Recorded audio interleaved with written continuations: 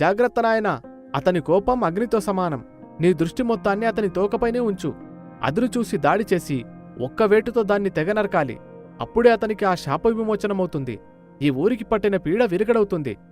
అతను అడవి మధ్యలో ఉన్న పాత శిథిలమైపోయిన గుడిలో దాక్కని ఉంటాడు. నువ్వు చాలా జాగ్రత్తగా ఉండాలి. మరో ముఖ్యమైన విషయం, తెగిపడ్డ ఆ తోకను అప్పటికప్పుడే తగలబెట్టేయాలి. లేదంటే అది మళ్ళీ తిరిగి అతన్ని అతుక్కుంటే ఇక అతన్ని ఆపడం ఎవరితరం కాదు.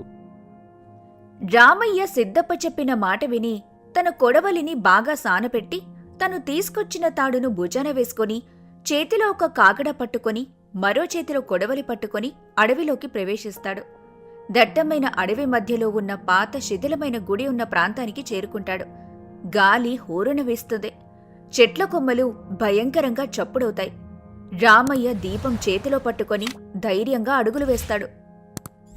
తోకరాజా, నీకు ధైర్యముంటే నా ఎదురుగరా.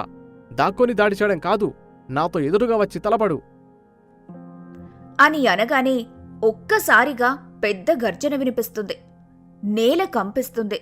దట్టమైన పొగ నుంచి తోకరాజు బయటికి వస్తాడు.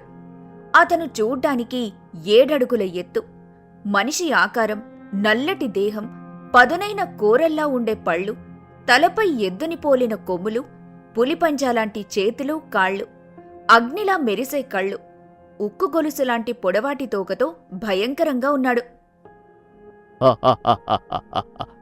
ఎవడవురా నీవు? ఈ తోకరాజు ప్రాంతంలోకి ఇంత ధైర్యంగా అడుగుపెట్టావు అని అంటూ తన తోకను నేలకేసి కొడతాడు. నేల పగులుతుంది. రామయ్య తన భుజానికున్న తాడును కింద పడేసి కొడవలితో అతనిపై దాడి చేస్తాడు.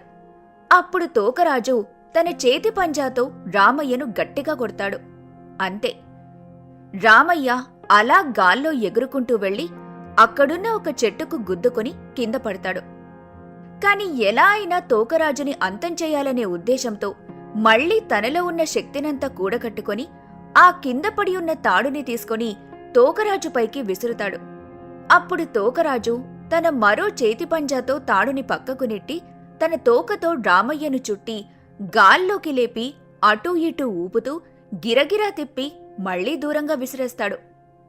ఇలా అయితే లాభం లేదని అనుకుని తను తీసుకొచ్చిన కాగడాతో ఒక చెట్టుపైకి ఎక్కి తన 2 చేతులతో ఆ కాగడాన్ని గట్టిగా పట్టుకొని చెట్టుపై నుంచి తోకరాజుపైకి దూకి అతని మొహంపై కొడతాడు. ఆ నిప్పురవ్వలు కంట్లో పడి తోకరాజు తన కళ్ళు నిమురుకుంటూ ఉండగా రామయ్య మళ్లీ తాడుతో తోకరాజు చుట్టూ తిరుగుతూ తన కాళ్లను కట్టిపడేస్తాడు. ఆ తరువాత దూరంగా వెళ్లి పరిగెత్తుకుంటూ వచ్చి గాల్లోకెగిరి తోకరాజు వీపుపై బలంగా తంతాడు. దాంతో ఎటూ కదలలేక తోకరాజు బొక్కబోర్లా పడతాడు.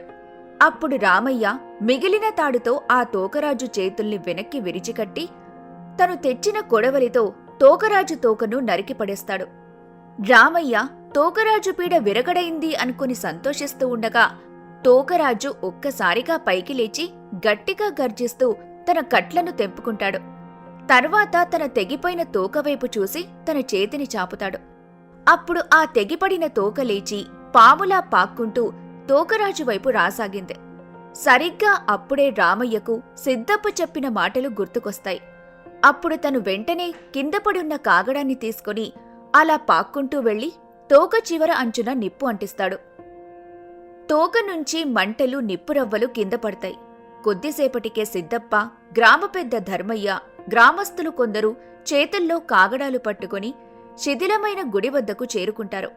అప్పుడే తోకరాజు శాప విమోచనం ప్రారంభమవుతుంది.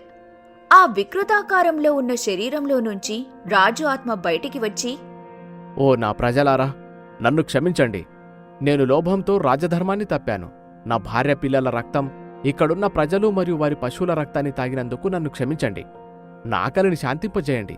నా తోకను కాల్చేయండి అని అంటాడు.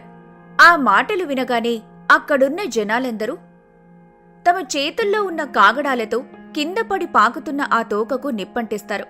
అప్పుడు ఒక్కసారిగా తోకరాజు తోక భూమిని తాకిన అగ్నిజ్వాలలా మారి ఆకాశంలోకి లేచి అగ్నిసర్పమై అటూ ఇటూ తిరుగుతుంది. తోకరాజు భయంకరమైన అరుపుతో తన వికృతమైన దేహాన్ని విడిచిపెడతాడు. అలా కిందపడిన తన దేహం చుట్టూ ఒక మాయా అగ్ని ఏర్పడుతుంది. ఆ అగ్నితో ఆ దేహం పూర్తిగా దహించుకుపోతుంది. ఆకాశంలో ఉన్న అగ్నితోక శాంతించి ఒక వెండి వస్త్రంలా కింద పడుతుంది. రామయ్య ముందుకు వెళ్లి ఆ వెండి వస్త్రాన్ని అందుకుంటాడు. లోభం వల్ల తోకరాజుగా మారివచ్చిన శాపం అగ్నిలో దహించుకుపోయింది. బల్వంతరాజు రాజుగా దహించుకొని దేవతగా తిరిగి వచ్చాడు అని అనుకుని రామయ్య జనాలందరితో కలిసి ఊరికి చేరుకుంటాడు. అక్కడ ఊరి ప్రజలంతా రామయ్య ధైర్య సాహసాలను మెచ్చుకుని అతనికి జేజేలు పలుకుతారు. మరుసటి రోజు ఉదయం గ్రామం చివర ఉన్న చిన్న రాతిగుడి వద్ద రామయ్య ఆ వెండి వస్త్రాన్ని గుడిలో ప్రతిష్ఠిస్తాడు. గ్రామస్తులంతా ఆ దృశ్యాన్ని భయభక్తులతో చూస్తుంటారు. రామయ్య, నువ్వు ధైర్యసాహసాలతో మన ఊరిని, మన పశువుల్ని కాపాడావు. ఈ ఊరికి పట్టిన తోకరాజు పీడను అంతం చేశావు. తోకరాజు రాక్షసుడు కాదు, మన రక్షకుడైన రాజు. తనకొచ్చిన శాపం వల్ల అలా మారాడంతే. కానీ ఇకపై అతను రక్తం కోసం రాడు. మన గ్రామంలో పశుసంపద పెరుగుదల కోసం మాత్రమే ఉంటాడు. ఇక నుంచి ప్రతి ఏడు మన ఈ రక్షకుడికి మనం జాతర జరిపించాలి. అప్పుడే ఆ తోకరాజు శాంతిస్తాడు అని అనగానే గ్రామ ప్రజలందరూ రామయ్యతో ఏకీభవిస్తారు.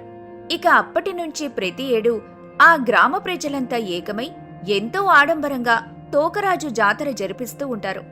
అలా ఆ గ్రామం ప్రశాంతంగా ఉంది. పశువులు ప్రశాంతంగా మేస్తున్నాయి.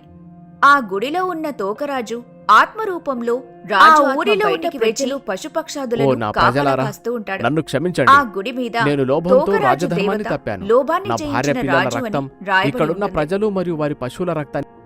భయం ఎప్పుడూ ఒక పాఠం నేర్పుతుంది.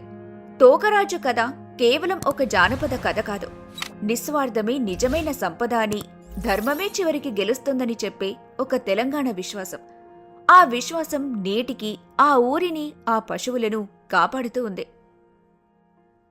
ఈ కథలోని నిస్వార్థ ధర్మాన్ని మీరు అనుసరిస్తారని ఆశిస్తూ ఈ వీడియో గురించి మీ అభిప్రాయాల్ని కామెంట్ చేయండి.